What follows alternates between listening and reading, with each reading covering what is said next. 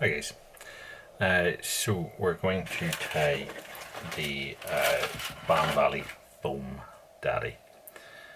So this is a streamer hook. Now it's a long shank hook, and you can tie as with any of the patterns. Once you build up a certain number of packs, you will have a range of different hooks and materials, etc., and you can chop and change in between them. So as I said, if you prefer to tie it on the streamer hook with the length to it, you can do that. Or as I said, if you prefer to tie it on a standard hook, you can do that. And we also got a snatcher hook earlier on, which I also think would suit quite well to this style of detached body fly. So we're going to use the streamer style hook here, and what I'm going to do is we're going to tie the majority of the fly on the front half of it. So this fly has a foam cylinder, so this is like a tan foam cylinder, which I think is a very close approximation here to Daddy Longlegs colour. We have a side-by grey flash dubbing, that's going to be our thorax. We have some knotted pheasant tail, which we're going to use as the legs. We have our Bann Valley genetic hackles, which we're going to use as both wings and hackle itself. So let's have a go with this.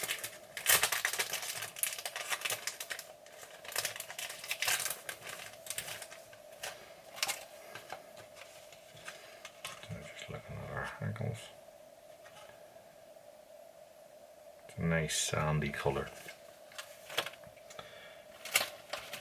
Right, the foam cylinders that you get on this one, the cylinder is going to be both detached or extended body, and it's going to be our thorax cover.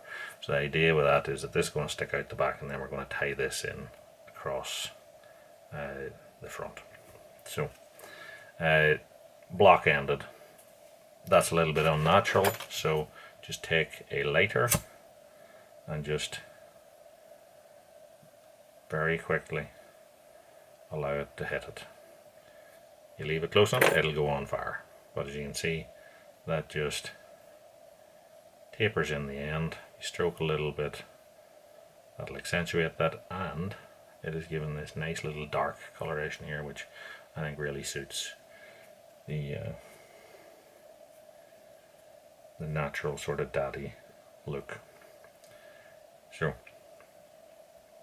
I'm going to take that and tie it in at the back. So if you want, you can keep this short and try and get 2 flies out of each cylinder.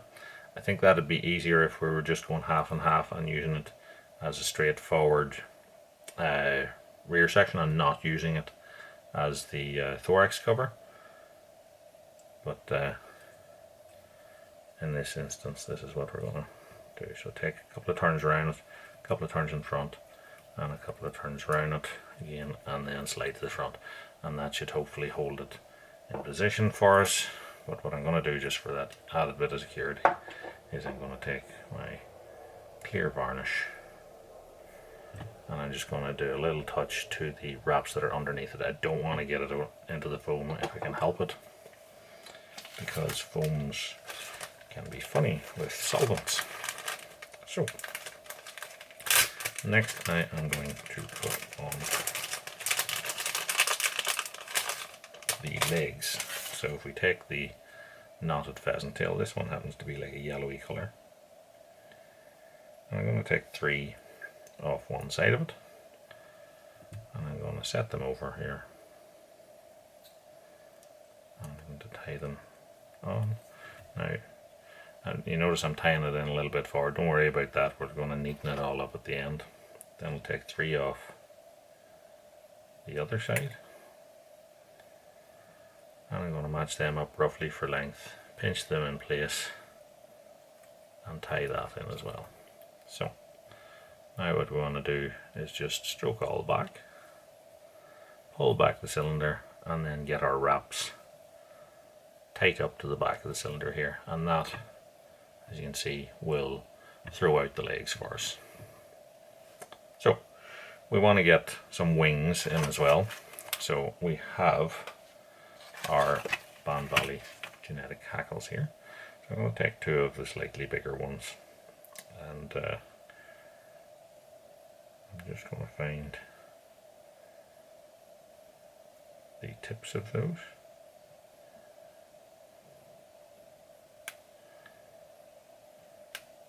And break them off.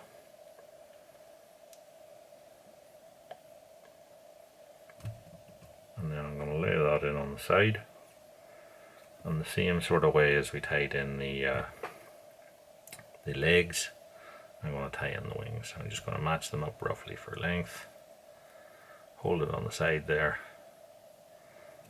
and when I'm happy enough with them, what I'm going to do is just pinch them in tight and tie back. So as I said, I want to make sure that one is either side of my foam cylinder, so it's dividing them. As you can see now, they're sticking out sideways. All this stuff here then we trim off. So next we're going to put in the hackle. So the one thing I would say to you is this fly would fish absolutely just as well as it is. It would be something that lies in the surface film, so you could tie it hackleless if you wanted, in which case I would just shift everything further up towards the front, and I'd make a much smaller, maybe this, of a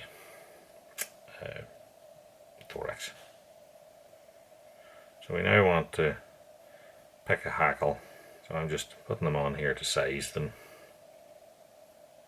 and it depends really on how bushy or otherwise you want this to be. So I'm going to go for a slightly larger one.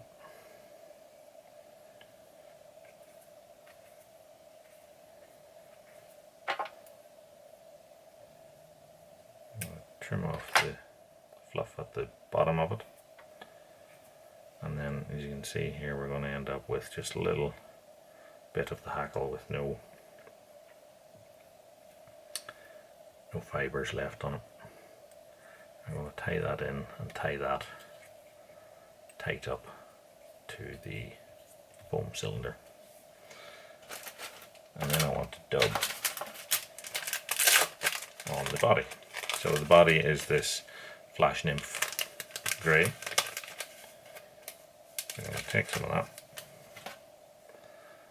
and I'm going to take my wax,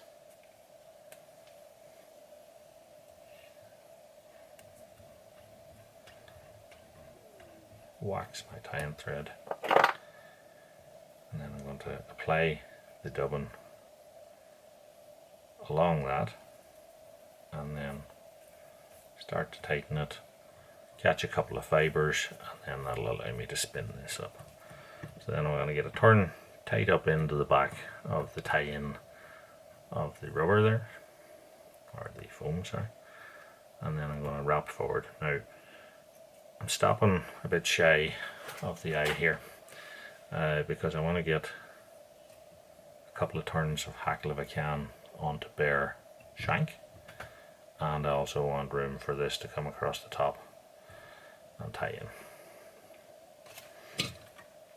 So we now take our hackle pliers, and ordinarily you'd rib this, but because it's going to have the thorax cover, that will hold the turns of hackle in place, so it's not necessary to rib it. So I am just going to travel forward through this thorax that I've made a few turns. Basically it depends how buoyant or bushy you want the fly to be. So I'm going to get to the front here, and I'm going to take several wraps of my hackle, and then tie across it, tie it in, trim it off, take my thumb and forefinger and just stroke everything back and get a few turns in there just to hold the hackle back. And now what I want to do is just separate the hackle sort of out at the top, just flatten it down that little bit. That'll allow the foam to come through without disturbing too much or making fibres lie the wrong way if you've already decided which side they're going to go. So I'm just going to hold that down, take my tying thread across it, couple of turns, pull it back, couple of turns in front, couple of turns behind again, and get in front of it and just finish that in there.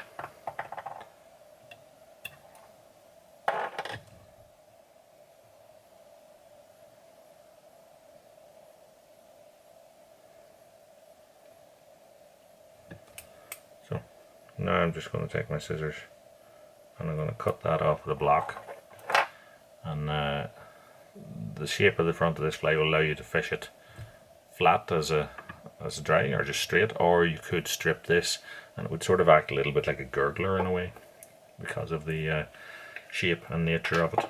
It certainly shouldn't sink.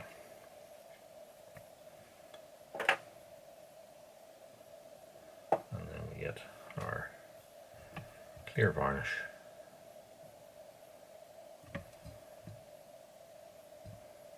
and varnish the head, and that's the fly tied. So that is the Bann Valley Daddy. Now, as I said, we can alter the way that we tie this fly. So obviously we could use different coloured knotted legs. You could use a red game cape, and that would alter the colour of the hackles, etc. The hackle tips, you can mix and match. As I said, if we use a different hook, we can change the shape of it as well. We could tie this fly very much more compact, and the wing and leg positions we can also alter. So at the here I've chosen to have them coming out at the back, but you could just as easily tie all forward, tie your fly and then fold them back so they're coming from the front. So it's just as with all the packs, you know, just play about. That's the whole point of this, have a bit of fun across the winter, mixing and matching and inventing new things for the new season. Who knows, that a little bit of invention might be what makes the difference on the day. So that's another one of our Bann Valley patterns tied. So have a go and see how you get on.